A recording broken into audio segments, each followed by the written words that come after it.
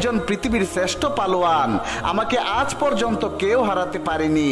আর মোহাম্মদ সামান্য একজন হুজুর, সে কোনো পালোয়ান নয়, সে আমাকে কিভাবে হারাবে? সে তো আমার সামনে 1 মিনিটও টিকতে পারবে না। এইভাবে রুকানা বিশ্বনবীকে তুচ্ছ তাচ্ছিল বলে গণ্য করলো। অতঃপর রুকানা রাসূল আকরাম সাল্লাল্লাহু আলাইহি সাল্লামকে বলল, হে মোহাম্মদ, ঠিক আছে, আমি তোমার শর্তে রাজি। তুমি আমাকে হারাতে পারলে আমি তোমাকে আল্লাহর রাসূল হিসেবে মেনে নেব এবং আল্লাহর প্রতি ঈমান এনে ইসলাম ধর্ম গ্রহণ করে নেব। অতঃপর যথারীতি লড়াইয়ের জন্য এক বিশাল ময়দানের আয়োজন করা হলো এবং সে লড়াই দেখার জন্য সবাই প্রস্তুতি নিতে থাকলো এবং মক্কা সহ বিভিন্ন দূর দূরান্ত থেকে মানুষ আসতে লাগলো বিশ্বনবী সাল্লাল্লাহু আলাইহি ওয়াসাল্লাম ও শ্রেষ্ঠ পালোয়ান রুকানার লড়াই দেখার জন্য। অতঃপর নির্ধারিত সময় অনুযায়ী লড়াই শুরু হলো। একে একে দয়াল নবী হুজুরে আকরাম সাল্লাল্লাহু আলাইহি ওয়াসাল্লাম ও রুকানা কুস্তির ময়দানে হাজির হলো। এরপর দুজনের মধ্যে লড়াই শুরু হয়ে গেল। যেই রুকানা বিশ্বনবীকে আঘাত করার জন্য রাসূলের দিকে তেড়ে আসলো, তখন রাসূল আকরাম সাল্লাল্লাহু আলাইহি ওয়াসাল্লাম খুব সহজেই রুকানাকে উপরে তুলে একটা আছাড় মারলো। এক আছাড় খেয়ে রুকানা মাটিতে লুটিয়ে পড়লো এবং সে তার অনেকটা শক্তি হারিয়ে ফেললো। এরপর বিশ্বনবী রুকানাকে বলল, হে রুকানা, তুমি হেরে গেছো, এখনো কি তুমি আমার সাথে লড়াই করবে? হে রুকানা, তুমি ইসলাম ধর্ম গ্রহণ করো আর আমাকে নবী হিসেবে মেনে নাও আর নিজের পরাজয়ও মেনে নাও। তখন রুকানা বলল, মোহাম্মদ, তুমি আমাকে আর একটি সুযোগ দাও, এবার আমি তোমাকে হারিয়েই ছাড়বো। তখন আমার দয়াল নবী, মায়ার নবী হুজুরে আকরাম সাল্লাল্লাহু আলাইহি ওয়াসাল্লাম বললেন, ঠিক আছে, আমি তোমায় আরেকটি সুযোগ দিলাম, কিন্তু এরপর তোমাকে পরাজয় মেনে নিতেই হবে আর আমার ধর্ম গ্রহণ করতে হবে। এই বলে দয়াল নবী পালোয়ানকে আরেকটি সুযোগ দিলেন। এরপর আবার লড়াই শুরু হয়ে গেল। এবারও রুকানা তেড়ে আসলেন বিশ্ব নবীকে আঘাত করার জন্য এবং আগের মতোই নবী আকরাম সাল্লাল্লাহু আলাইহি ওয়াসাল্লাম আবারও রুকানাকে উপরে তুলে মাটিতে একটি আছাড় দেয়। ফলে সঙ্গে সঙ্গে রুকানা মাটিতে লুটিয়ে পড়ে। অতঃপর রুকানাকে নবীজি বললেন, হে রুকানা, তুমি এবার নিজের পরাজয় মেনে নিয়ে আল্লাহর প্রতি ঈমান আনো এবং আমাকে আল্লাহর প্রেরিত রাসূল হিসেবে মেনে নাও। কিন্তু তখনও রুকানা নিজের পরাজয় মানতে পারছিল না, কারণ সামান্য একজন হুজুরের কাছে সে হেরে যাবে এই পালোয়ানকে কখনো কোনো কুস্তিগির হারাতে পারেনি, সেখানে সামান্য একজন হুজুর যে কিনা কোনো পালোয়ানই নয়। তাই রুকানা তার পরাজয় যেন কোনোভাবেই মানতে পারছিল না। ফলে রুকানা পুনরায় রাসূলকে অনুরোধ করলো তাকে যেন আরেকটি সুযোগ দেওয়া হয়। আর আমাদের নবী তো দয়াল নবী, যিনি ইসলামের জন্য একটি কেন হাজারো সুযোগ দিতে রাজি ছিলেন। তাই রাসূল আকরাম সাল্লাল্লাহু আলাইহি ওয়াসাল্লাম বললেন, ঠিক আছে রুকানা, তোমাকে আরেকটি সুযোগ দিলাম, কিন্তু এবার না পারলে তোমাকে আমার শর্ত মেনে নিতেই হবে। সে অনুযায়ী আবার লড়াই শুরু হয়ে গেল। এবার রুকানা তার শরীরের সমস্ত শক্তি দিয়ে রাসূলের উপর ঝাঁপিয়ে পড়ল, কিন্তু সে বিশ্বনবীর কাছে আসার সাথে সাথে আবারও বিশ্বনবী সাল্লাল্লাহু আলাইহি ওয়াসাল্লাম তাকে উপরে তুলে একটি আছাড় দিল। আছাড় খেয়ে রুকানা আবার মাটিতে লুটিয়ে পড়ল। এবার কোনোভাবেই সে উঠতে পারছিল না এবং সমস্ত শক্তি হারিয়ে ফেলল। এবার সে বুঝতে পারলো আসলে মুহাম্মদ সাল্লাল্লাহু আলাইহি ওয়াসাল্লাম সাধারণ কোনো মানুষ নয়, তিনি আল্লাহর প্রেরিত রাসূল এবং ইসলামই শ্রেষ্ঠ ধর্ম। অতঃপর রুকানা রাসূল আকরাম সাল্লাল্লাহু আলাইহি ওয়াসাল্লামকে বলল, হে আল্লাহর নবী, আমি বুঝতে পারছি আপনি সত্যি আল্লাহর প্রেরিত একজন রাসূল আর আপনার ধর্ম শ্রেষ্ঠ ধর্ম। আমি আপনাকে নবী হিসাবে স্বীকার করছি আর আমি মহান আল্লাহর প্রতি ঈমান আনছি। তখন বিশ্বনবী বললেন, হে রুকানা, এবার বুঝলে তো আসলে আমরা কেউ কখনো শক্তিশালী নয়। আল্লাহর ইচ্ছায় আজ তোমাকে আমি হারাতে পেরেছি আর আল্লাহর ইচ্ছায় তুমি আজ এত বড় পালোয়ান হতে পেরেছো। আল্লাহ যদি না চাইতেন তাহলে আমি কখনোই তোমাকে হারাতে পারতাম না। তিনি আমাকে এত শক্তি দিয়েছেন, তাই আজ আমার কাছে তুমি পরাজিত হয়েছো। রাসূল আকরাম সাল্লাল্লাহু আলাইহি ওয়াসাল্লামের কথাগুলো শুনে রুকানা সাথে সাথে ইসলাম ধর্ম কবুল করে নিল। এই ঘটনা হযরত মুহাম্মদ সাল্লাল্লাহু আলাইহি ওয়াসাল্লামের মহত্ব ও মুজিজার জীবন্ত একটি প্রমাণ।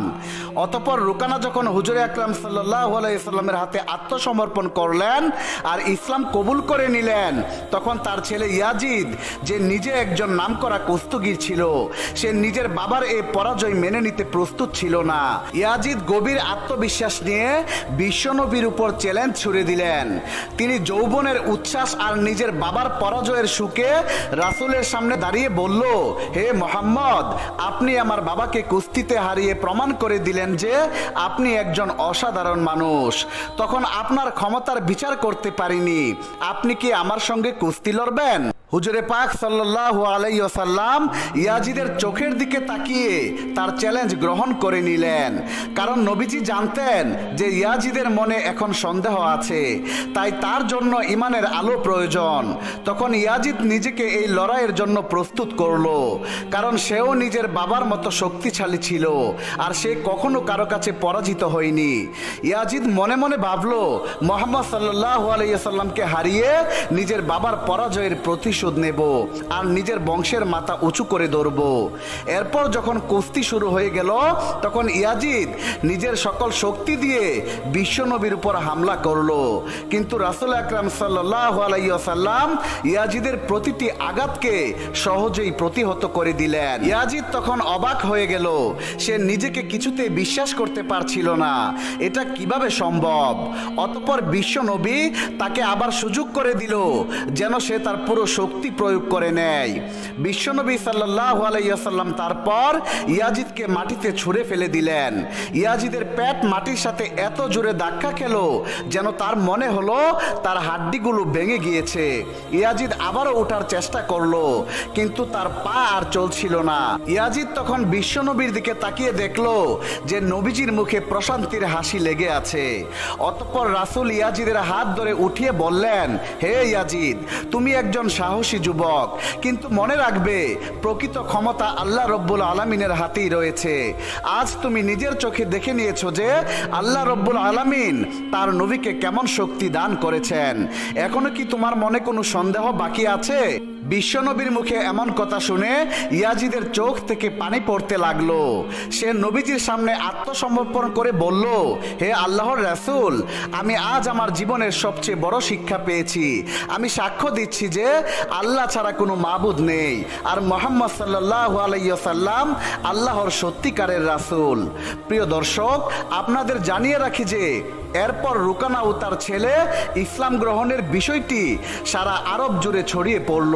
এই ঘটনার কয়েকদিন পর একদা মদিনার একজন বিধর্মী যুবক প্রিয় নবী হযরত মুহাম্মদ সাল্লাল্লাহু আলাইহি ওয়াসাল্লামকে অপমান আর অপদস্থ করার এক উপাসনা নিয়ে নবীজির কাছে এসে বলল, হে মুহাম্মদ, আপনি তো নিজেকে নবী দাবি করেন, আপনি আল্লাহর পক্ষ থেকে প্রেরিত একজন নবী এবং আপনার কাছে নাকি মহান আল্লাহর পক্ষ থেকে ওহীও আসে, অর্থাৎ আল্লাহর বাণী আসে।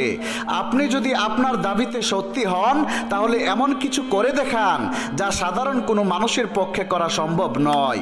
যুবকের মুখে এমন কথা শুনে রাসূল আকরাম সাল্লাল্লাহু আলাইহি ওয়াসাল্লাম বললেন, ঠিক আছে, তুমি কি দেখতে চাও বলো।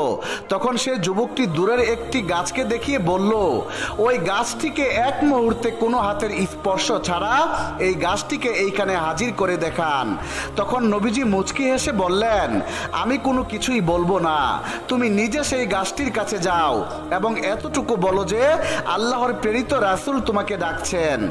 অতঃপর সেই যুবকটি তার মনের সেই কুবাসনা পূর্ণ হওয়ার আশা নিয়ে নিশ্চিত মনে গাছটির কাছে গিয়ে বলল, হে গাছ, তোমাকে আল্লাহর প্রেরিত রাসূল ডাকছেন।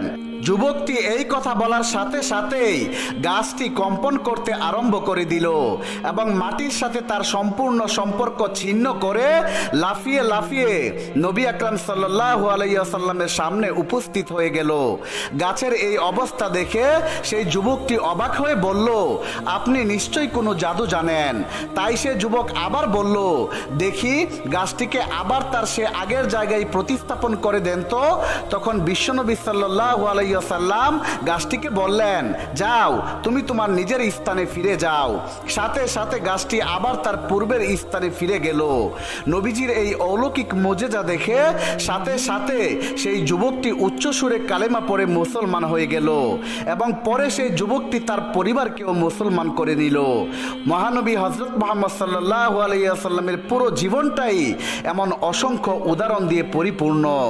আল্লাহ রব্বুল আলামিন আমাদের সবাইকে সবাইকে বিশ্বনবী হযরত মুহাম্মদ সাল্লাল্লাহু আলাইহি ওয়াসাল্লামের দেখানো পথে অনুসরণ করে তার মতো জীবন ধারণ করার তৌফিক দান করুক। সকলেই কমেন্টে লিখুন আমিন।